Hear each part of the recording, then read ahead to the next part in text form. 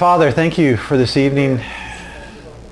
Lord, I just call up your word. It's in here somewhere in someone. I may have part or all, but let's just see what you do. Father, thank you for your faithfulness and for freedom in this place. In the name of Jesus. Amen. Okay, do y'all get the first ping and the second ping? Yes. There was sort of a second one because I forgot to give you some scriptures to prepare. That came off task there, Dave. Sorry about that. Dave's the one who a while back ago said, instead of just springing this always on us, give us a little something to do in advance. And but sometimes I don't really know exactly what's going to come down until later. And what happens, see, some folks I know get the stuff presented well in advance. I envy those guys. I seem to get the word late, and it's usually stirring up a lot on a Wednesday morning in the time that I have with God, just with Him. And then I start journaling a lot and stuff starts flowing out and the pieces start to come together. But even then, till it starts to work together, do I see it. So, and then by the time I get this point, it's like, okay, have I got it muddled or not? So we're just going to pray that the clarity will come forth. No muddling, okay?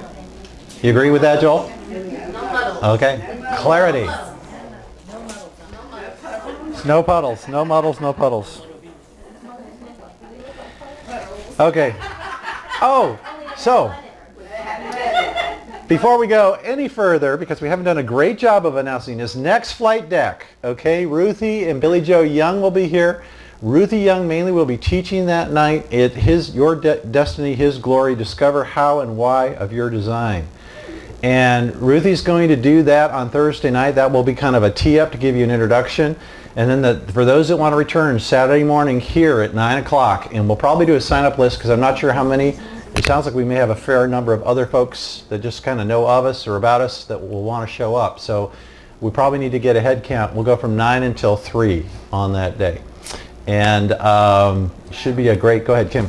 I spoke with Ruthie last night, and on Thursday she's going to do an overview of all the gifts, but can't do a whole lot in an hour. So Saturday when she comes back, she's going to go in greater depth into each of the gifts. Because I told her the thing that's most important is I want everybody to leave having some idea of what they are, what gift they carry.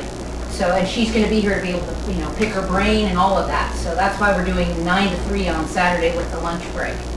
Okay, and just remember, this isn't about whether you have the gift of prophecy or tongues or something like that, okay? Different set. These are the motivation. What is the way in which you use those gifts? Are you set up more as a servant, as a ruler? How do you move in that? Gift of mercy. And then there's a blend of them, right? A lot of them, like, I think we know. Okay, well, we'll wait and see. I've read it through once real quickly. Yeah, it's a blend in that, I have mercy, but I'm a prophetic perceiver. But mercy's still a big part of who I am. And I thought that was the gift I carried until I read Ruthie's book and then went on and read some other things and went, oh, well, yes, I have that, but this is really who I am. And I wish I'd had that information 30 years ago. It would have made a huge difference. So, and we just also found out, Connie was saying that in the group she's in on Thursday, midday, Ethel's daughter, is that right? They're starting a Bible study and they're using Ruthie's book. Oh, okay. Yeah.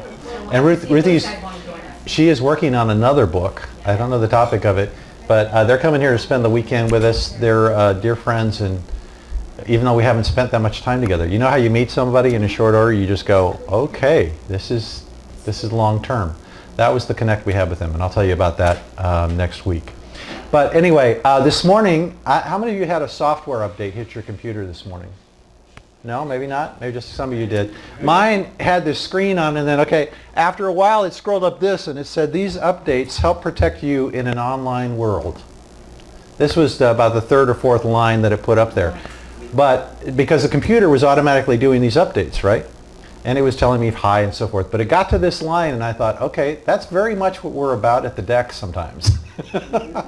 So these updates help protect you in an online world. Are you online?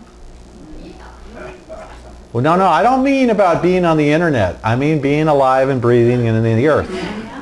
Okay, you're in an online world, let me tell you, okay?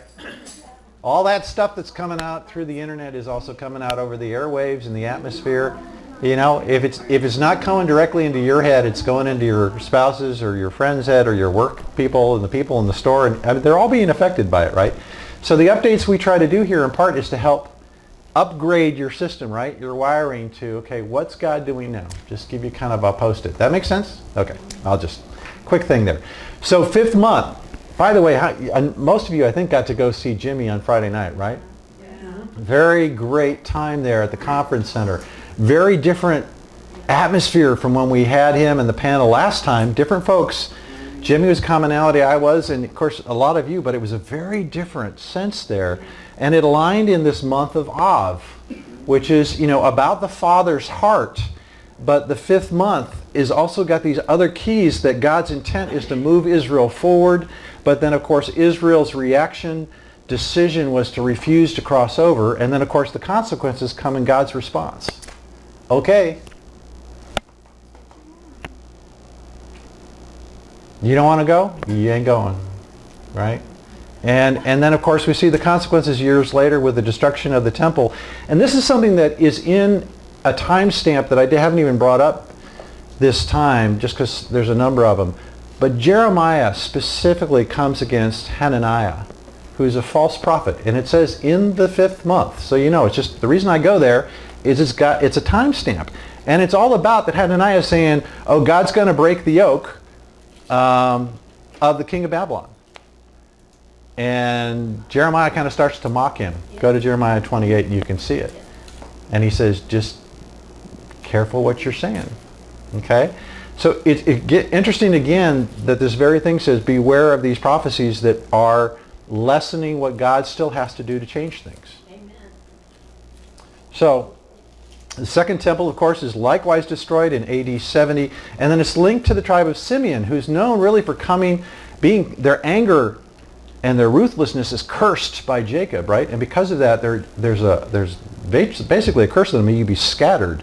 And they're a scattered tribe, but we saw a couple of weeks ago how they're later restored. So there's this interesting dynamic that goes on. Where did I put that one? Oh, it's farther down. Sometimes I put these slides in different orders. But here's what I keep getting at me, is all the years in which the temple was planned, right? Who got the plans for this temple? David did. David had the download of the plans for the temple, and he very much wanted to build it, right? He even said to Nathan, hey, can I build a temple? And Nathan, whatever's in your heart, go do. I love this. Prophets can get it wrong, right? And during the night, God gets them and says, get your fanny back there. Tell them, sorry, your hands are too bloody. Your son can do it. But God honors. David, didn't he also collect all of the materials? He started getting all the supplies and materials, but he knew that his hands were bloodied, so he could not. So Solomon then steps into it. And then when Solomon starts, it takes him 7 years to complete it. And if you want to know how important it was, go into the details in 1 Kings. It's just the articulation of each part and the vessels, the amount of gold and silver and everything used.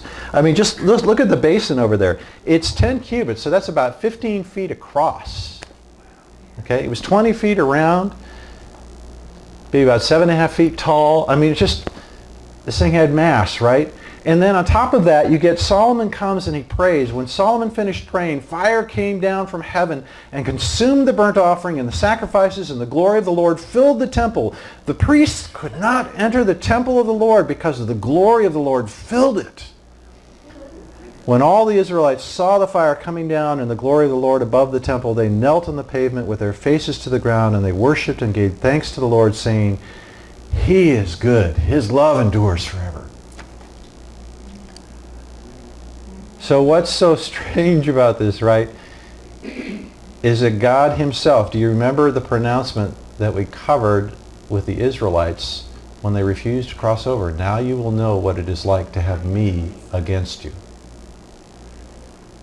And because of idolatry, the Lord removes his presence, right, and then releases destruction against this model that took so many years, that was planned by God, supplied by God, sanctified by God, right?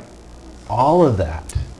And so it's just left me being very, very mindful of whatever great thing you're ever a part of, no matter how long it's been going, be very, very watchful, because as soon as that begins to click over away from really being first for God and becoming a thing of itself, God will say, I am out of here, and I'm going to break it apart. And it doesn't matter how blessed and how anointed it was and everything else.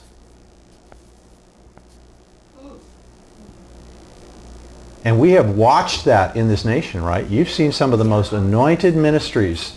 And sometimes we go, oh, the enemy just came in and destroyed it. I don't know. I think a lot of times God said, okay, time to clean house, you know. And he comes in now. We can't click our tongues at, oh yeah, I knew that.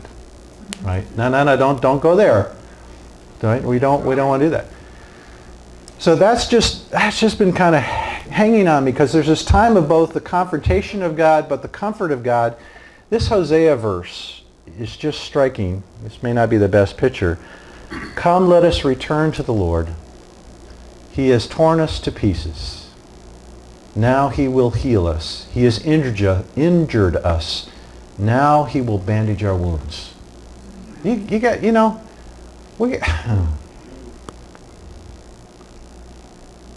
sometimes we oversimplify how dynamic our relationship is with God.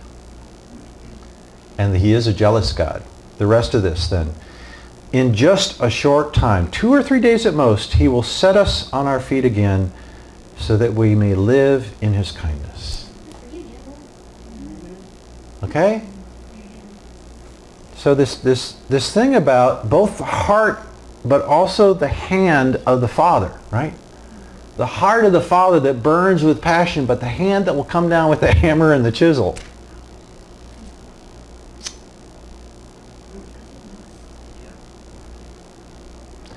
So I put this slide together. Christianity has not been tried and found wanting. It has been found hard and left untried.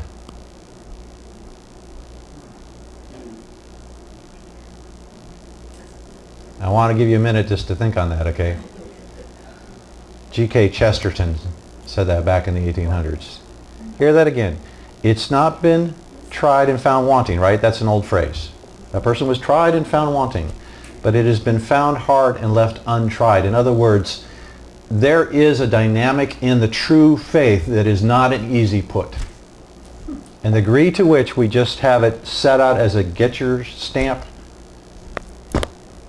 marked and welcome in, we have really done a disservice. I think we're trafficking in untruth. And I think we're trafficking in deception. And I feel like God is just saying, you know, you have to remember, if that very place, that temple that was so filled with my spirit that the people couldn't even do their service in it, and yet I pulled back and I loosed destruction against it. Okay? I think he's right. I think for the most part, Christianity hasn't been tried for the most part. It's been played around with, but not really engaged fully. Yes, Scotty. In my devotion today, that goes right along with that. In Oswald Chambers, he says, if you have not heard a hard word from God, I doubt if you have ever heard it. Yeah. Amen. Yeah. I'm feeling better already. There you go. Okay. It's just the reality, okay? It's just the reality of being in a covenant relationship rather than in some sort of life insurance policy. Right? There's a lot of people in here that are working on bringing down asking God to bring down personal strongholds for them, and that same thing goes true. It's some of the hardest inner work that we do, and a lot will walk up to that and then fall away because they're not willing to push through the tough stuff. That's right. It's the most rewarding place to be on the other side because of what comes with that cleaning out, but it's the hardest. Yeah. It is the most freeing, most liberating, most identify exactly who you are and release you into all the glory and all the craziness. I'm so convinced of that. I'm so convinced. It is actually great news, you know. It's unfortunate that it's been so cast and we have trafficked off it and it being really bad news. We just haven't done the right job. It's no, there's freedom. Is it? No, it's a narrow path. Yes. It's not broad, it's narrow, but it's amazing. You know, it's amazing. The place is like, I've never been to Tahiti, but I see the pictures. Like, it's amazing, but it's a narrow path to get there, right? I've been some really cool places that have been narrow, and you get there, it's like, wow, right? There's a reason. Going to the McDonald's, I'm sorry, is fine, but it's not glorious, right? You get your calories quickly and your fat content for the week. That was my first job ever, by the way, 15, working at McDonald's. So I got that grease in my pores real early. I still loved it. Okay? Narrow is the way. Go ahead, Kim. Gail and I were talking recently about how when we had the privilege to walk someone into the baptism of the Holy Spirit, we have to remember to say, and then things get really tough. Mm-hmm. You know, it's not just all, it's wonderful, there's tongues, there's all this exciting stuff that goes on, but things always get tough. They always get tough. And we have to remember to go back around and check in with that person, and how are you doing, what's going on in your life? You know, because I've had people that have come back and been angry. I didn't know it was going to get that tough. I wouldn't have wanted this whole sign up here. We got to give them the full story, but the full story of the freedom too, right? It's not the insurance policy. There's a relationship, there's life here, there's conversation, there's engagement, there's that you're not alone in a good way. That God really does get you. You don't have to blow him off. You don't have to blow steam up him, okay? Or smoke up at him. You know, you don't have to try to con him. He gets who you are, and he's for you. And so because he's going to want you free, which means you're going to have to deal with this stuff. You know? So in the midst of that, this word just struck me. Nevertheless, we must run aground. Those are the words of Paul in Acts 27. And I don't know, you know how sometimes you just read something, usually you just kind of go read through it. But that was one phrase that just struck me because I'd been pointed a little while ago to Jonah. Someone had said, you know, there's some parallel, this is kind of your Nineveh, you need to look at Jonah. So I've been in that. And I was intrigued by the fact that Jonah was on a ship and asleep. And there was a storm, and I thought, wait a minute, the parallel there is a little unmistakable. So I was kind of looking at that back and forth, and so in the midst of this, I don't even remember how I got to Acts 27, but it's dealing with Paul on a ship in a shipwreck. And I thought, okay, there's 3 stories here about men on ships and God and the weather and everything else. So it'd be worth taking a look at. So there's this idea that I have about the intense intervention of God. Sometimes we like it, sometimes we don't. Because this is the way we really would prefer things to be for the most part, right? Mm-hmm. But this is the way that for the most part things more are. Right? And this is even pretty soft sell. It probably should be with rapids and rocks, right? And 3 of us hanging on to it with our knuckles like okay. And so there's the reality, the persistent reality of storms that we have to deal with. And then there's always the question of the cause and then the response. There's different causes for the storms, and then there's different responses that we have in the middle of them. And then, of course, 3 kind of key stories are Jonah, Jesus, and Paul. Make sense? Yeah. But where I want to come back to is this thing, nevertheless, the ship has to run aground. And I think that's a lot of where, I know that's where God, because he gave me a whole word this morning personally, out of this time. And anyway, so let's look a little bit at Jonah. Tell me what, let's see, can someone read Jonah 1 out loud? Here, you want? Yeah. Okay, loudly, please. The word of the Lord came to Jonah, son of Amittai. Go to the great city of Nineveh and preach against it, because its wickedness has come up before me.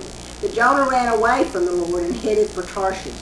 He went down to Joppa, where he found a ship bound for that port. After paying the fare, he went aboard and sailed for Tarshish to flee from the Lord. Then the Lord sent a great wind on the sea, and such a violent storm arose that the ship threatened to break up. All the sailors were afraid, and each cried out to his own God. And they threw the cargo into the sea to lighten the ship. But Jonah had gone below deck, where he lay down and fell into a deep sleep. The captain went to him and said, "How can you sleep? Get up and call on your God. Maybe he will take notice of us so that we will not perish." Then the sailors said to each other, "Come, let us cast lots to find out who is responsible for this calamity." They cast lots, and the lot fell on Jonah. So they asked him, "Tell us, who is responsible for making all this trouble for us? What kind of work do you do? Where do you come from? What is your country? From what people are you?" He answered, "I am a Hebrew, and I worship the Lord, the God of heaven, who made the sea and the dry land." This terrified them, and they asked, "What have you done?" They knew he was running away from the Lord because he had already told them so. Keep going. Okay. Yeah. The sea was getting rougher and rougher, so they asked him, "What should we do to you to make the sea calm down for us?" "Pick me up and throw me into the sea," he replied, "and it will become calm. I know that it is my fault that this great storm has come upon you." Instead, the men did their best to row back to land, but they could not, for the sea grew even wilder than before. Then they cried out to the Lord, "Please, Lord, do not let us die for taking this man's life. Do not hold us accountable for killing an innocent man, for you, Lord, have done as you pleased." Then they took Jonah and threw him overboard, and the raging sea grew calm. At this, the men greatly feared the Lord, and they offered a sacrifice to the Lord and made vows to him. Okay. Wow. I think it's amazing the dialogue they had in the middle of the story. I mean, you're casting lots, really? Yeah. Well, but they're in deep trouble, right? And the prayers aren't working. I'm sorry? What? Yeah, deep trouble, right? They're there. They've been trying everything, right? Now it's funny enough, right? They're up scrambling around, and Jonah is at the bottom, just right, just absolutely snoring, right? So, but what have they done first? Is he all thinking about, right, that there are no atheists in foxholes? I think there's no atheists during a storm like this, right? So they're pulling out every god they possibly can, right? They want his God either. And they're like, okay, we're covering everybody, so hey, if you got another one, call us up, right? They want to get the whole chorus there. Amy, did you have something? I just want to say that, I think this is my opinion, but I think that people who know they have a destiny and a purpose make it through the storms easier. Say it what? People who know they have it, make it through the storm, okay? The people, I think the people who know, that have faith, that believe they have a destiny and a purpose, I know I've got this to do before I die. Yep. You have a lot more faith in the storm that it's easier to sleep. Well, not to sleep. Yeah. But it's easier not to freak out because Okay. you know that. So do you think that was Jonah here? Yeah. Okay. You think so? Yeah. Because Okay. he knew.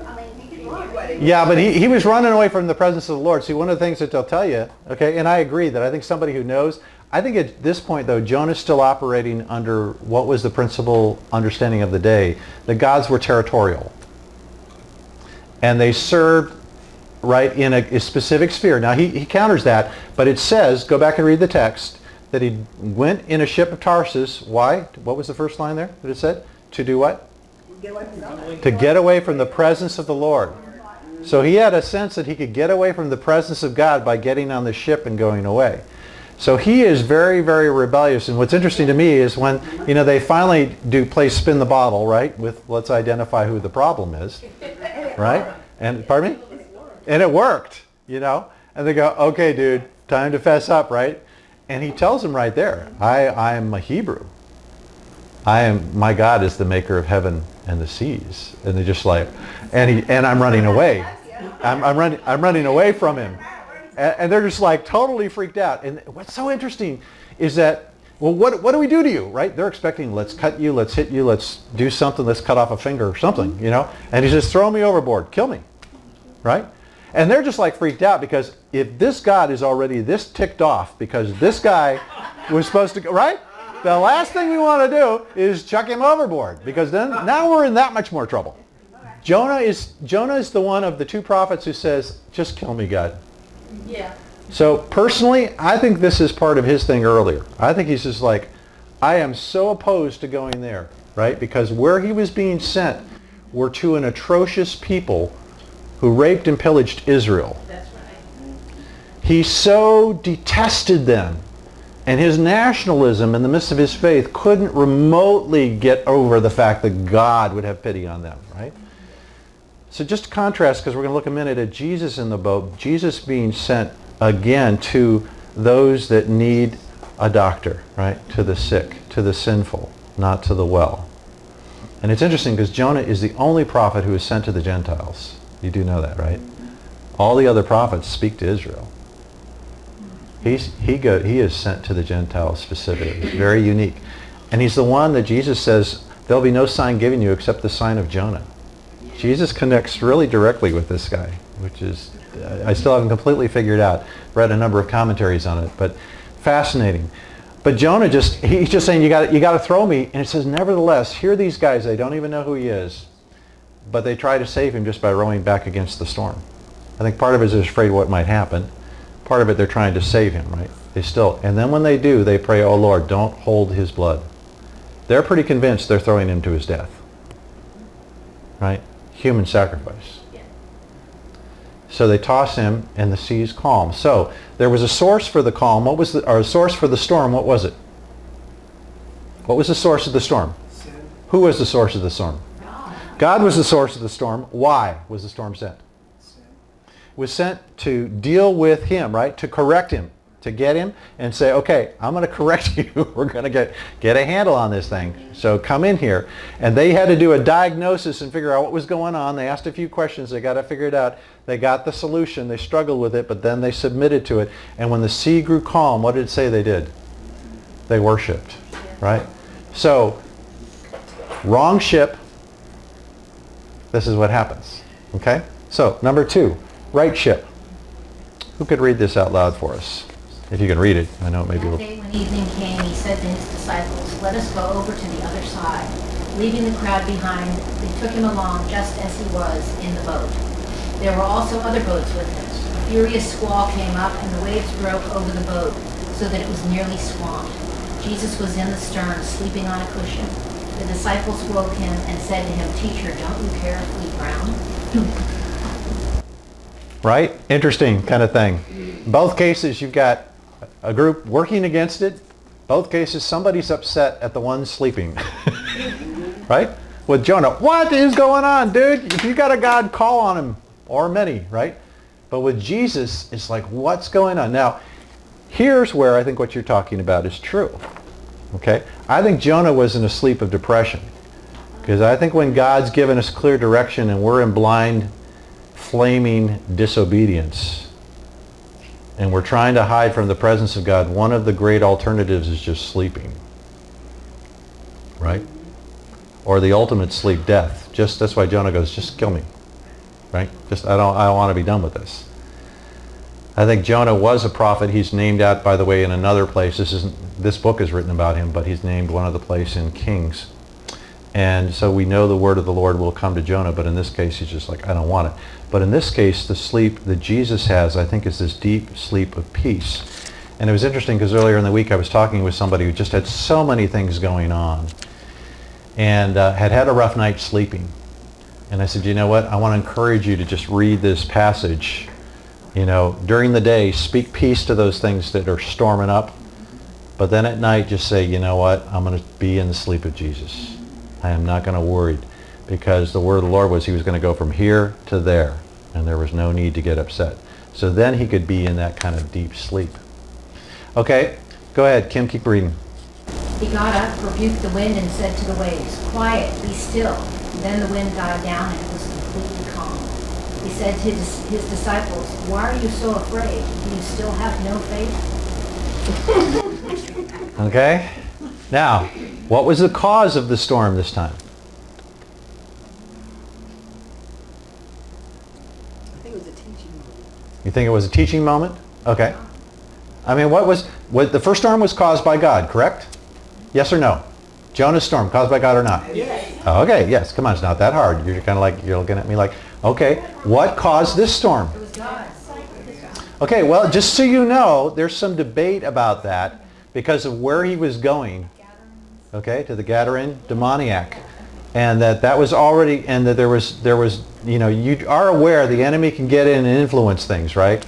So there's debate on that. I'll let you play with that, whether it was just naturally occurring or whether the enemy was in there some way trying to keep Jesus from getting to that shore. But I'll tell you, there's some pretty strong theological arguments for it both ways. But in this case, the diagnosis is there's a storm here and Jesus stands up and just speaks it down, right? It's not about throwing somebody over the side because Jesus is going to give up his life, right? It's interesting. Jonah offers to give up his life to save these Gentiles in a boat. Do you see some of the interesting kind of things? Jesus is going to sacrifice himself. Okay. What comes to me is that when he says, let's go over to the other side, and then he says, you still have no faith. It's like when he said it, they did not have faith that they would make it to the other side. Right. Yeah. Well, they're in a natural mindset. Okay, so Jonah was first in the wrong boat. They're in the right boat, right? But this still happens. And the right time, and so Jesus just speaks to it. But then we got this third one, which is about Paul. Let me see if this is thinking. Okay, think again. There we go. Okay. So, compare, contrast, right? With Jonah, there was a correction. And with Jesus, there was an inspection. In other words, it was an inspection of faith. Okay? Now, bear in mind, too, that the disobedience of Jonah put at risk all those innocent people. See, that's what I get out of that. I think that there are storms in life that are so intense in some of our lives that we turn our back on God. And no matter what he throws at us to get us back on track, we can be just as rebellious as Jonah, Yeah. just as bitter. Yes. So I think that's what I see there. And then the other one is that I'm with you in the storm, but yet still you have no faith. And he had been walking with them. It's not like they just met him yesterday, but they had been walking with him. They had been witness to something, but it still didn't register. They didn't get it. Yeah, they're still not quite sure Yeah. exactly how out of the box he is. Yeah. I left off one line there, which I probably should have left in, where it said, and the disciples looked at each other and said, who is this? Even the wind and the waves obey him, right? So once again, they had him, they had a certain experience, but he was still pushing the boundaries of their box. Yeah. And it's almost like, I got to pull down that first temple so that I can rebuild another one right now. Right? You get this? Well, wait, God doesn't do that today. Y'all know, I won't go into the story, right? But when I destroyed my ankle in a volleyball accident in college and was told I would walk again but never run or do sports. And about a week later, hobbling around in a lot of self-pity, mentioned that to a friend of my sister's who said, well, you really don't have much faith, do you? What do you mean? Well, God can heal you. He doesn't do that today. Not like he used to. He had to do that to get the early church. See, I'd been programmed in a certain theological. And God just had to throw a stick of dynamite in my box and blow it up. Which he did about 3 days later. Yeah. Just said, okay, think around this one, buddy. So, correct, inspect. The last one is much more, it's lengthier in Acts, but I want to just pull out this one passage. Did a number of you get a chance to read it? There's a lot of moving parts to this, but I want to just go here. The verse right before this says, and they completely gave up hope of being saved. They had been out in the storm for some time, right? You all know the story well enough? Mm-hmm. Just to reiterate it, Paul is supposed to now go before Caesar in Rome. And so he's been assigned a centurion, and they're making this very interesting route because it's a time of year. It says it's after the Day of Atonement. And Paul warns them, don't go any further. Don't do this. But the centurion, interestingly enough, listens to the captain and the boat owner, which, if you're a government official, that's what you're going to do. Well, let's see. I got this wild religious leader, and I got the captain and the owner. Who am I going to follow? Okay. So he does that. They get out into this horrific storm. The northeaster comes down. You got to read the whole story. They've given up hope of ever being saved. After they'd gone a long time without food, Paul stood up before them and said, men, you should have taken my advice not to sail from Crete. Then you would have spared yourselves this damage and loss. I laugh every time. It's like, okay, somebody gagged the prisoner with the I told you so attitude, right? Except at this point, they're like those guys on the boat who were so scared trying everything and anything, they're just willing, like, if somebody can stand up and help us here. But this line here then, but now I urge you to keep up your courage because not one of you will be lost. Only the ship will be destroyed. Last night an angel of God, to whom I belong and whom I serve, stood beside me and said, do not be afraid, Paul. You must stand trial before Caesar, and God has graciously given you the lives of all who sail with you.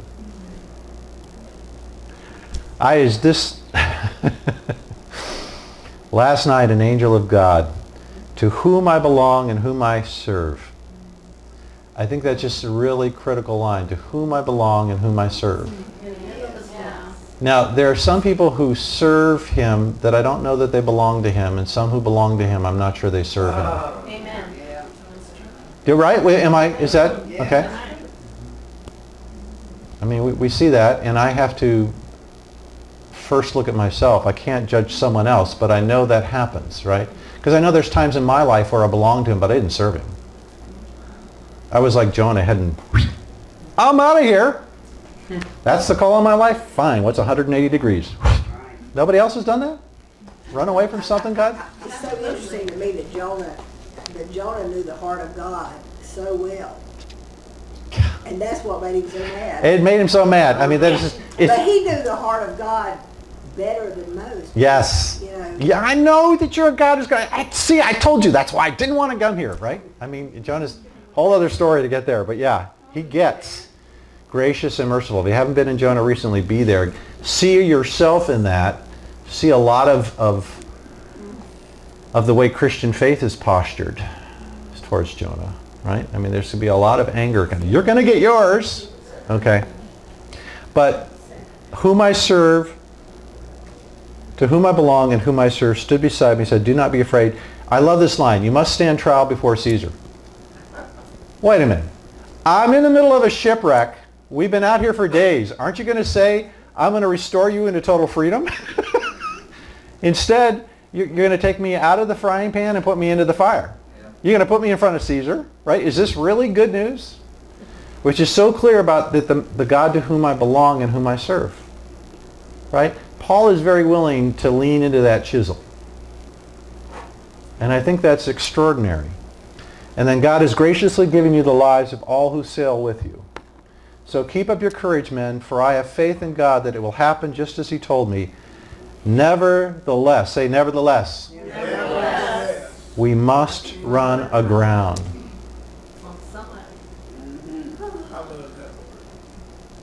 It's interesting because it's a trigger word in what we were reading a couple of weeks ago in Numbers 13 and 14. After the Israelites hear the judgment of God about not believing, it says, nevertheless, in their presumption, they went up to fight, right? So in spite of all that.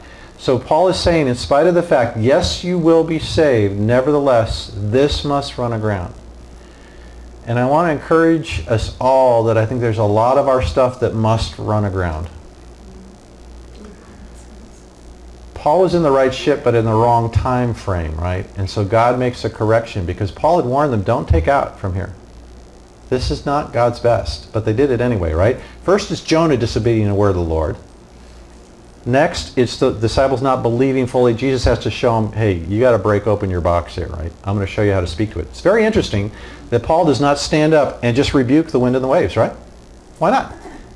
You think he didn't know that story? Okay? This is right. He did not have that directive from God. Now, we would a lot of times like to do that, right? Okay, silence, right? And sometimes that's what God has, but sometimes we must run aground. Now, here's a question. Could Paul swim or not? Could Paul swim? We have no idea. If not, he's one of the ones that held on to He was a rabbi. Okay, we don't know that we don't think he was anything like a fisherman. I don't know one who thinks he was a fisherman who would have been very adept at swimming, right? We have no clue if he could swim or not because if you read the story longer, let me just read this link. On the 14th night, 14 nights they have been out, tossed back and forth. This is why they've given up hope. We were still being driven across the Adriatic Sea. So yes, Paul has the peace because Paul is in the will of God. And now the word of the Lord has come to him, and he has absolute confidence, whereas Jonah's got to be thrown out, and it says God gave him the fish, but it was only after 3 days that Jonah finally prays this prayer. You really think God was, he prayed it at first and God said, well, I'm going to sit you here for 3 days just so you can figure. I think Jonah had to come to terms with the fact, A, God isn't going to kill me. Crud. This was an easy out, right? Okay, I'm sorry. Easy out. Easy out. I don't want to be responsible for having seen the worst enemy Israel ever had spared. I do not want that shame. I do not want that responsibility. Who knows? The very people you spare may come back and kill my friends. Right? I know what you're like. You're merciful. Right? So he has 3 days to finally come to himself. And then he writes that prayer in Jonah 2.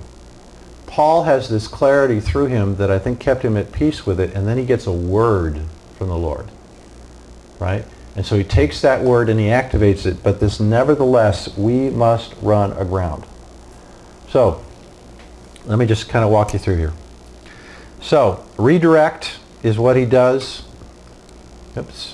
with Paul, because Paul is appointed to go to Rome, right? But God's got to redirect him. And where does he redirect him, by the way? Where do they end up? Malta. Which is very interesting sometimes. Just go and read a little history of the religious history of Malta. And the first bishop, who happens to be the guy who's named in the book of Acts as the prince over the island, who welcomes them in. And Paul heals, right? So Christianity is planted there. So in the midst of this, God redirects and establishes a work of Jesus there in Malta. So correct, inspect, redirect, 3 things out of the book. So when it hits the fan, the question is what God's doing. Is he trying to correct you? When the boat runs aground, is he trying to inspect or redirect? So, this is making any sense? So let me ask you this. What of yours is run aground? A relationship, a kid, a dream, a vision, a job, a church, finances. What has, or, all of the above, or here you go, here's this other one, or what still needs to run aground? In other words, what still needs to run aground? I've been used in an interesting way in some organizations, and not that long ago I was in a company and released some things that needed to be done and weren't, and God ended up breaking up that company into smaller pieces. And then I was invited to a new company thing that was founding down in Miami. Some of you know about that. And God showed me some things going wrong, and I spoke that, and God broke up that company. They each ran aground, and I've seen a number of those things that have happened. But I am not to be, in the midst of this, I got to look at me. So, I'll give you some of what God gave me. I was struggling because I am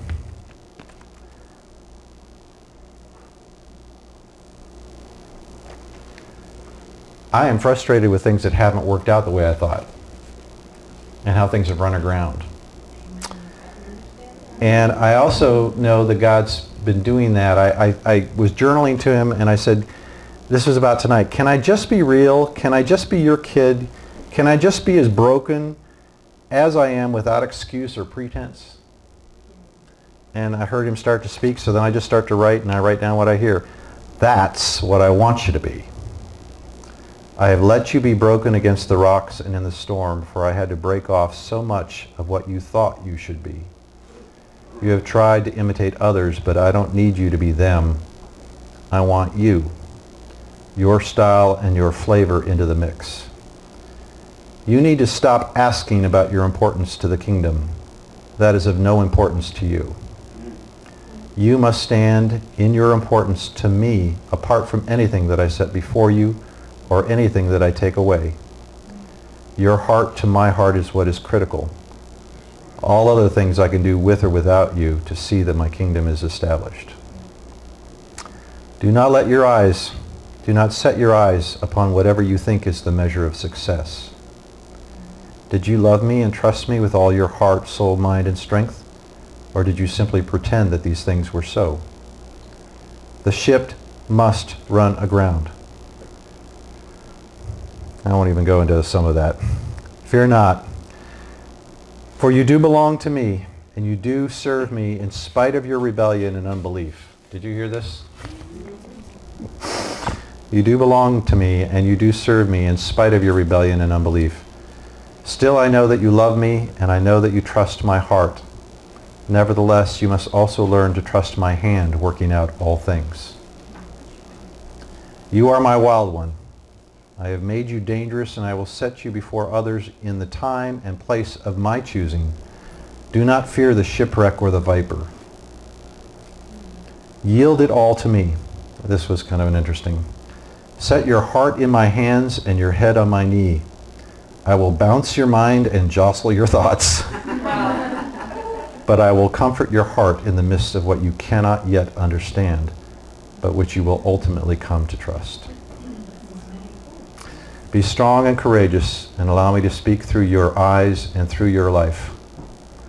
I will also use your words when I must, but it is your life and your heart which speak more loudly than anything you say. Okay. So I just want to tell you, we earlier sang the song, It Is Well With My Soul, right? And is it really well? Yeah. And I wanted to sing that in part because I know it's one of Jim's absolute favorites, so I wanted to sing that over him going into the surgery. But if you haven't looked up the history of this guy who wrote it, that he was an attorney and a businessman. He had lost a son. He lost most of his financial holdings in the Great Fire, Chicago Fire. In 1873, he sent his wife and daughters over to Europe, and all 4 daughters were killed. Yes. Yes. And out of that, Yes. he wrote that song. Yes. And so I came across this quote, which I'm just is stunning. When it is all over, you will not regret having suffered. Rather, you will regret having suffered so little and suffered that little so badly. Wow. Okay?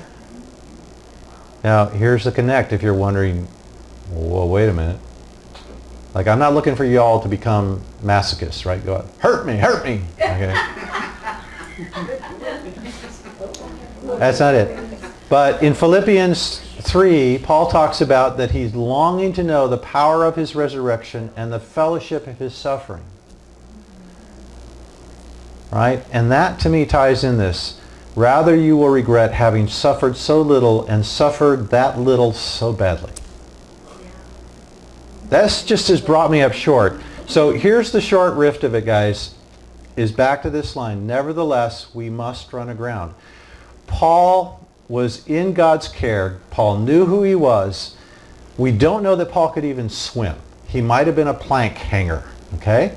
Because there's all sorts of things that almost go wrong, right? The sailors try to escape. And Paul says, they go out of here, you'll lose your life. So they cut the cords, right? So the lifeboat's gone, right? And then the soldiers want to kill their prisoners, right? Because if they run off, it's their life on the line with Rome. Yeah. And they want to kill them. And the soldier, right? All these things that could have stopped the total protection that God had released the word through Paul. But meanwhile, Paul's out there for 14 days getting slammed around in the cold and everything else, right? And then no sooner does he get to shore with the fire, right? Go back and read it, right? Yeah, and he goes to put it in, but the snake attaches to him. But I love it at this point because there's just this clarity of like, I know where I'm going. See, this is where it picks up with Amy. This is where Paul stands where Jonah didn't. Paul knew he was going to be before the Gentiles. Both of them were sent to the Gentiles. Okay? But Jonah doesn't have his moment with Jesus yet when he's on the boat. Paul's had it on the road to Damascus. He knows who he is. He knows he's to appear before Caesar.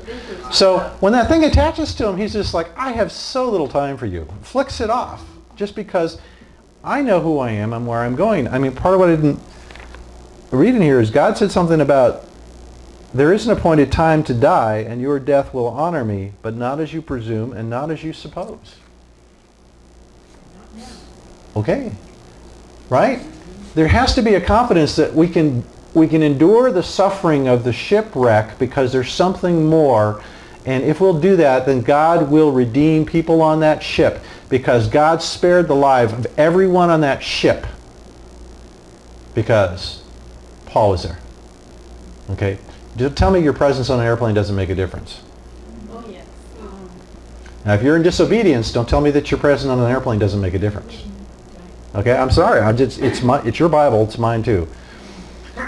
But the fact of the matter is, there's on a ship often, and it runs aground, and we have to let the wind and the waves sometimes just beat it up and break it apart, because God's got more.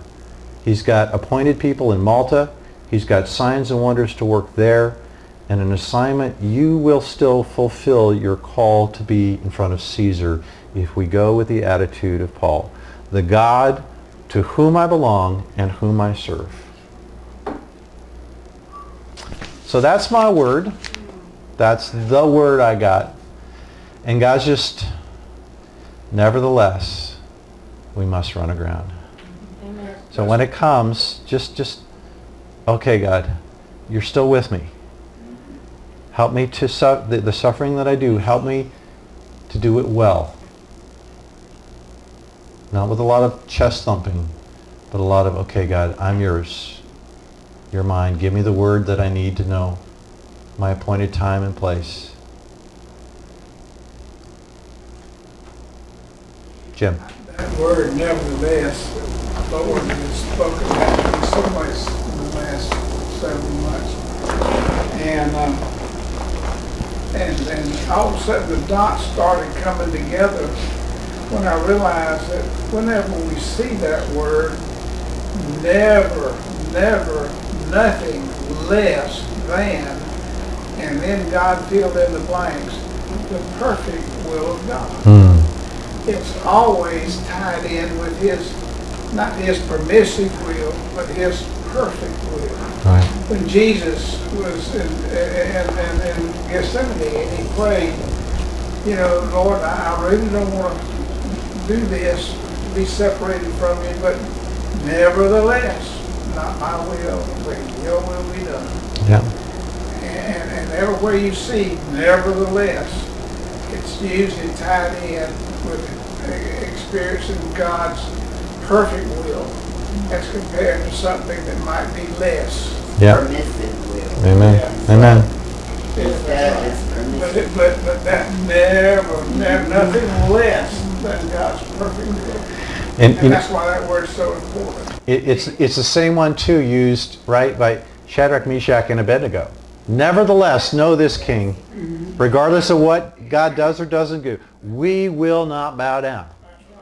Right? So it's so powerful. Kim.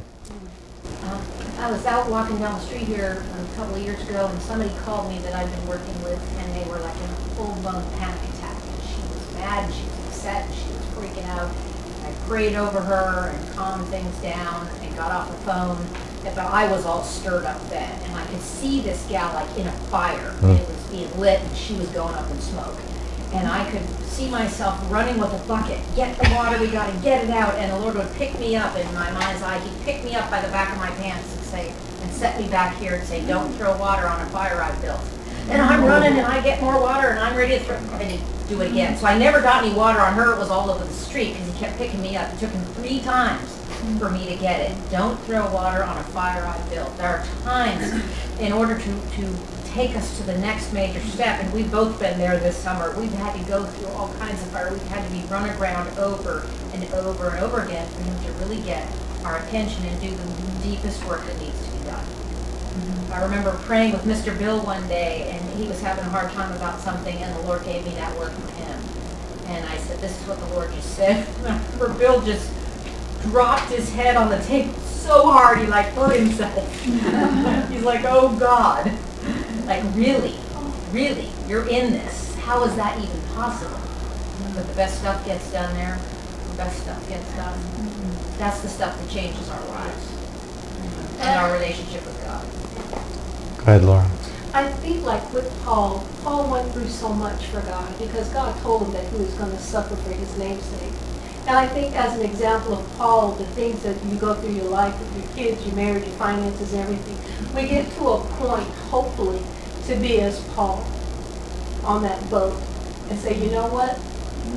You brought me through it all. That's right. Yeah. That's right. So nevertheless. And you'll do it again. And Yeah. you come into agreement with that. And I think as a lot of us at our ages that have matured and some of the things we've gone through, some of us have gotten to a point in some aspects of our life where, you know what, we don't deal with those storms the way we used to. We know when they come back, they're coming back as a test and a trial. Hey, see where you come from? You see where you're going? And when I listen to this, and that's what I see. Or we can remain like Jonah and be bitter because my child died. We can be bitter because I lost my job. We could be that way. But then we look at the flip side of Paul. He was beat up, he was tortured, everything had happened to that man.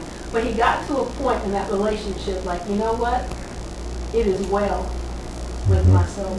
And I think that's what we're striving for. And I think that's what God wants to perfect in us. Yeah. And it feels really good to stand in the midst of that storm and just say, Lord, bring it. Yes. Yeah. Yeah. Yeah. Yeah. Let's I know get. between you and me, we're going to fix it. Let's We're just going to go. walk for you, so you just Yes. Yeah, yeah. You know, it goes back again to a phrase I learned from a friend in graduate school. Everything in life will drive you. Everything in life will drive you either into the heart of Jesus or away from the heart of Jesus. It's always a choice. Everything will drive you. You know, the rest of the story that is about the shipwreck of the writer of It Is Well With My Soul, do you know the rest of it? The fact that later on the Presbyterian Church came and said they felt it was divine judgment that he lost his 4 daughters. So they left, and you know what they did? They went to Israel. They went to Jerusalem to create and serve all the peoples who were there. Jews, Muslims, Christians, and they just served them and loved them and loved them and loved them. They became just an example of, and so that's the guy who wrote It Is Well With My Soul. So here's a model that instead put a spin on it, but they responded ultimately really well and lived out their days there, having established a work that survived long after they were gone. Driven back to Jerusalem to care for the people. And that quote I showed you about, you won't have, it's not that you'll have suffered too much, but too little, and suffered so little so badly. That was written by a Catholic bishop who heard confessions from the very wealthy but had this huge heart for the poor and was always caring for them. I think there's so much more we have to learn. So you good with this? Yeah. Yeah, I just wish I had kind of given me a heads up that this was the summer of the shipwreck because I feel like I've lived that. Now I see like, wow, the number of people who have gone through some of the most intense, serious, God releasing type things this summer. For me, it was a lot with the grief and stuff with Edgar. When I moved where I am, everything that was his went in storage for 4 years. It has been in boxes and filing cabinets, and this was the summer to touch every card, every picture, every piece of paper that transferred between us, and tax returns, and I mean everything, doctors stuff, everything from bankruptcy to the whole 9 yards, that whole story. To literally have to touch every piece of paper. Do I keep it? Thankful for a brother that would burn it for me, but literally to put it in an altar and say, God, this has to go. I will not go forward another house, another place in my life. And one of those sharp words from the Lord came when he said to me, Debbie, to the degree that you are willing right now to do this and to release this will be the measure of freedom you're going into. And today he said, but you know how I am. I always do exceedingly abundantly above. So I might get rid of this much stuff, but I know the freedom that's coming is way beyond that. It's just the nature of the God that we serve. And so just, seeing on the other side the scripture he gave me to encourage me through that process. And I'm telling y'all, it's been 3 months. May, June, and July, waiting for this to be over. And I am ready, and next Saturday it will be Yay! So, but he gave me a scripture that I didn't expect, and it was, for the joy set before him, Jesus endured the cross, taking my focus off of what I have to go through now to get to what I know he's calling me to.